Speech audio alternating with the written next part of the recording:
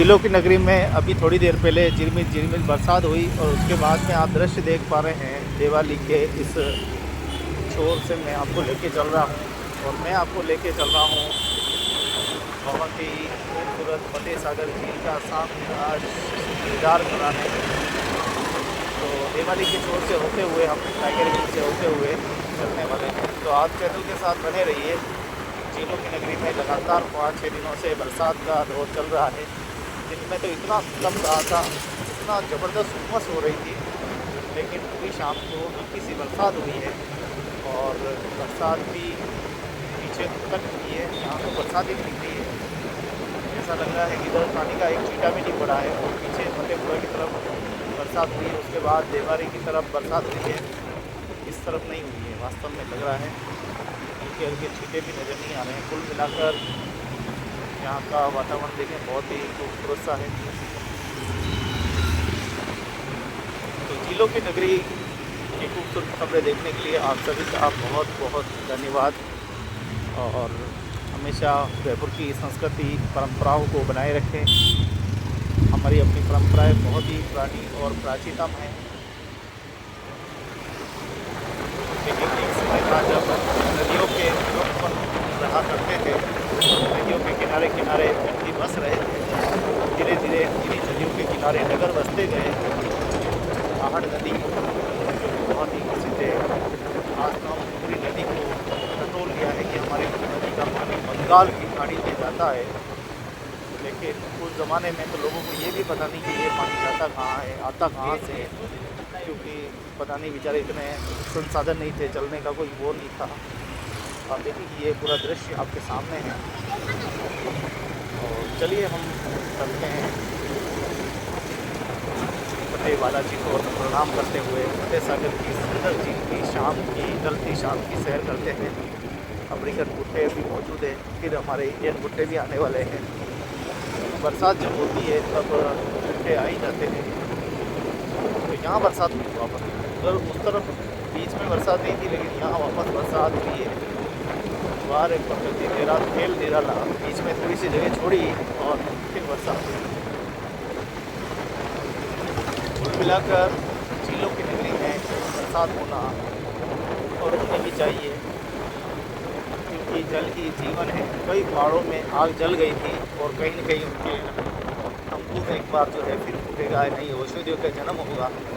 बरसात हमारे लिए काफ़ी ज़रूरी है, हमारे लिए क्या, पेड़ पौधे जीव जंतु के लिए भी ज़रूरी है। बरसात की कुछ बूंदें गिरती है और मेंढक अचानक से सामने आ जाते हैं। कई ऐसे मकोड़े हैं, कुतिया है, जिनके पर निकल आते हैं। ऐसी खूबसूरत जो है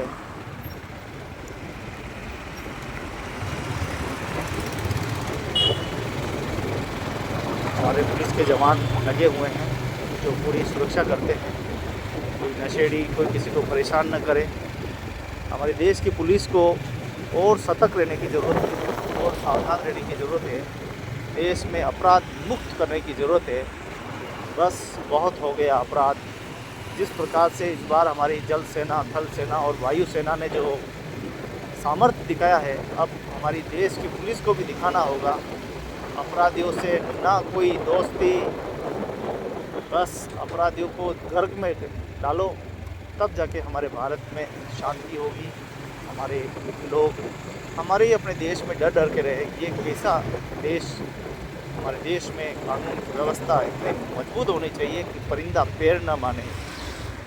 इस तरह की व्यवस्थाएं होनी चाहिए, तब जाके हमारे देश में शांति होगी, बहन बेटियों सबकी इज्जत होगी।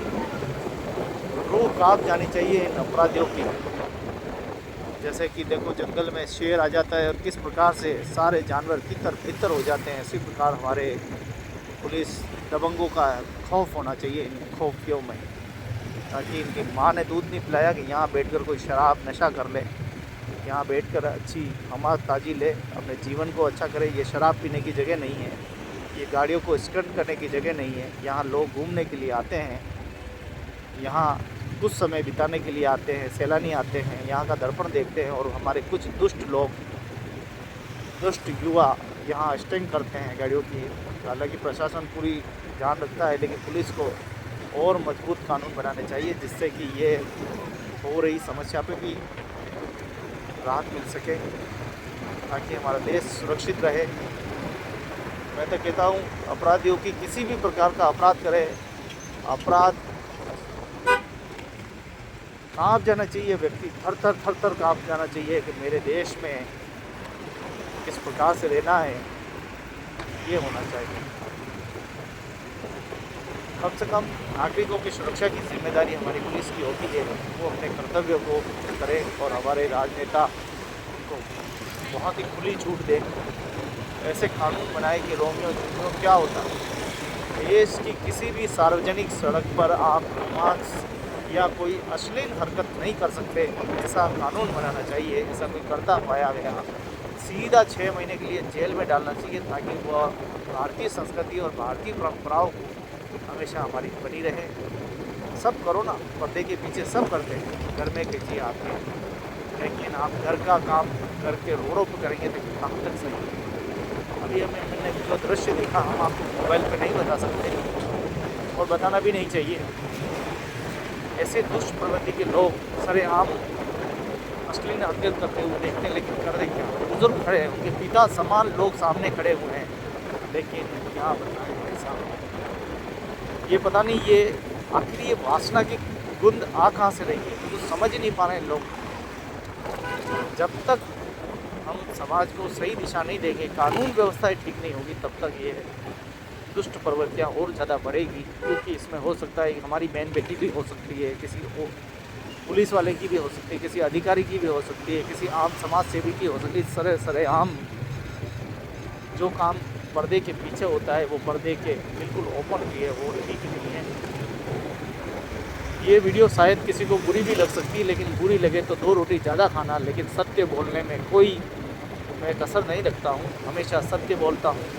क्योंकि समाज का सेवक होने के नाते, समाज का जागरूक व्यक्ति होने के नाते मेरा कर्तव्य बनता है कि मैं अच्छी राय दूँ, सभी को अच्छे मार्गदर्शन दूँ, जिससे एक सतत और अच्छा। आजकल जो महिलाएं ऐसी अश्लील वीडियो बना रही है, ऐसे शब्दों का प्रयोग कर रही है, याद रखना वही माताएं बहनें एक दिन अपनी शर्म के मारे अपनी नज़रों से गिर जाएगी, जब उनकी औलादें उनका उपवास करेगी, उनकी औलादें अपनी घर के लोग उनको मजाक बना देंगे, रोटी तक नसीब नहीं होगी। याद रखना तुम्हारा जो अतीत है तुम्हारा पीछा कभी नहीं छोड़ा। हो सकता है तुम्हें 2 पैसे मिल रहे हो अभी, हो सकता है 1 लाख रुपए की तुम्हारी कमाई हो, लेकिन याद रखना जिस दिन उल्टे दिन शुरू होंगे ना, तुम्हारे ये कुछ काम नहीं आएगा। तुम्हारे ये वीडियो सब तुम्हारे घर में चले जाएंगे, तुम अपना चेहरा भी किसी को दिखा नहीं पाओगे, समाज बिरादरी। क्योंकि यहाँ लोग जितना इज्जत देते हैं ना, उतनी लेना भी जानते हैं, जितना सम्मान करते हैं उतना वापस अभिमान और उसको घर में भी डालने की ताकत रखते हैं। ये सोशल मीडिया का ज़माना है।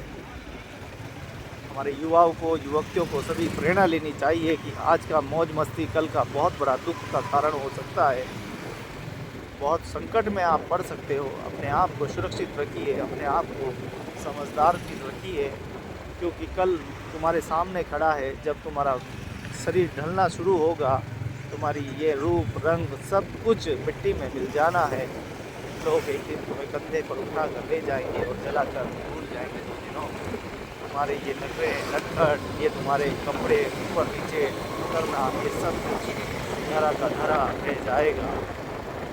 बहुत बुरा लगता है जब भारतीय संस्कृति और भारतीय परंपराओं को जब फजीती होती है, तो ऐसा खून बोल उठता है। आखिर कब तक अपने घर के काम घर में कीजिए, कोई मना नहीं कर रहा है। आप फ्रेंड्स हैं, आप दोस्त हैं, बने रहिए। ईश्वर करे आपकी जोड़ी हमेशा सलामत रहे, लेकिन आप ऐसे काम मत कीजिए जिससे कि और प्रदूषित वातावरण बने। जिस प्रकार से हम देखते हैं आए दिन गार्डनों में इतने सुंदर हमारे सरकार ने आप लोगों की व्यवस्थाएं की, और आप लोगों में इनमें आकर गंदे काम करते हो।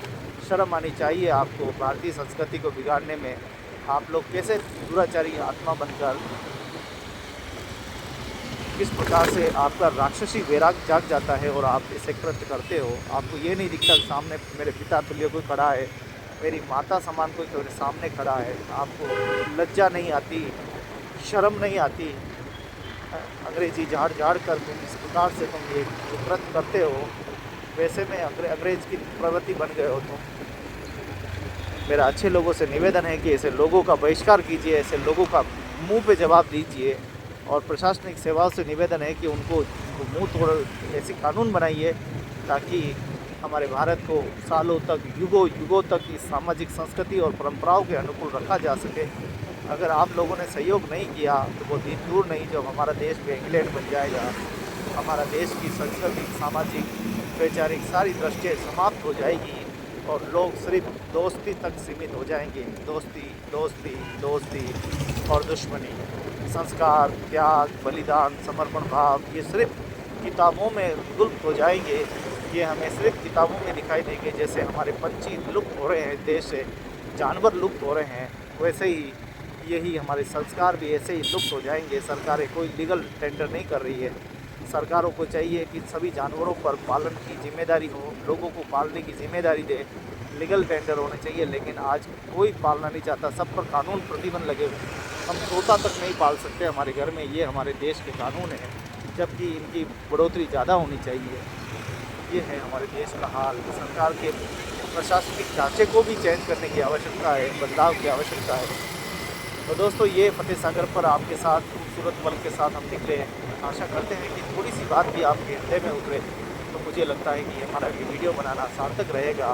हमारी पीढ़ी को हमें बचाना होगा। आने वाली पीढ़ी जो कि अलग ही नशे में धुत हो रही है, ड्रग जैसे नशे कर रही है, स्मैक कर रही है, पता नहीं क्या इतने नाम ही नहीं आते मेरे को। तो पहले के लोग तो दारू और बीड़ी पी के काम चला लेते थे, गुटखे खा के चला लेते थे। जब मिराज बनाने वाला साबुन बना सकता है, शक्कर बना सकता है, सीमेंट और कई ऐसे उद्योग कर सकता है, तो तुम क्यों नहीं सुधर सकते समय पर? खाने वाले भी सुधरो, पीने वाले भी सुधरो और गलत कृत्य करने वाले भी सुधरो। हमारे भारत देश को विश्व गुरु बनाना है, संस्कारित बनाना है, तो सभी को मिलकर ये काम, ये बेड़ा उठाना होगा। महादेव आप सब पर कृपा दृष्टि बनाए रखे, प्रभु आप पर कृपा बनी रहे।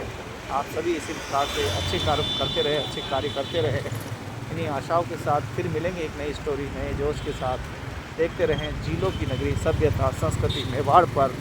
आपकी नगमों को कभी नहीं भूलें कि जितने भी प्रशासनिक ढांचे हैं हम लोगों की सेवा के लिए है, अच्छे मार्गदर्शन के लिए ये पढ़ लिख कर हमारे बीच में आते हैं, बहुत ही बुद्धिमान होते हैं। ये नहीं बोलते, इसका मतलब ये मत समझ लीजिएगा कि आप राज कर रहे हैं। जिस दिन कानून के शिकंजे में आ गए ना, सारी हैंकड़ी निकल जाएगी। और जब तक ये नहीं बोले तब तक ठीक है, आप मोबाइल पे अपने अश्लील हरकतें कर तो भी कुछ नहीं बोलते हैं, आपको बर्दाश्त कर रहे हैं, झेल रहे हैं। जिस दिन कानून लागू हो गया ना भाई साहब, भूल जाओगे मोबाइल चलाना। अच्छे कर्म करें, अच्छी जानकारी दें, अच्छे लोगों को उपदेश दें, अच्छे भारतीय बनने की कोशिश करें, यही आशा करता हूँ। और आशा करता हूँ कि आप सब स्वस्थ रहेंगे, मस्त रहेंगे और झीलों की नगरी में घूमने के लिए आए या प्री वेडिंग बनाने के लिए आए तो भारतीय संस्कृति के अनुकूल आप बनाएं, खूब इंजॉय करें, खूब आनंद करें। भगवान आप सभी पर कृपा दृष्टि बनाए रखे। जो भी आपका धर्म है, जो भी आपका मज़हब है, आप सभी मस्त रहें, सभी का आशीर्वाद आप सबको मिलता रहे। आप सभी को बहुत बहुत धन्यवाद। जय हिंद, जय भारत। देखा, दिवाली के उस स्टोर से हम चले थे और जानकारी देते देते यहाँ तक पहुँचे। कई भाई ऐसे हैं जो मेरे वीडियो देखते हैं, पूरी बातों को सुनते हैं और अपने परिवारजनों से भी शेयर करते हैं। ऐसी बातें शेयर करनी चाहिए, अच्छी बातें शेयर करनी चाहिए, नकारात्मक बातों को साइड में करनी चाहिए। तो सुभाष चंद्र बोस सुभाष सर्कल पर पहुँच चुके हैं। जय हिंद, जय भारत। ऐसे बनिए, सुभाष चंद्र बोस जैसे बनिए, हमारे देश के सच्चे सेवक बनिए। जय हिंद, जय भारत।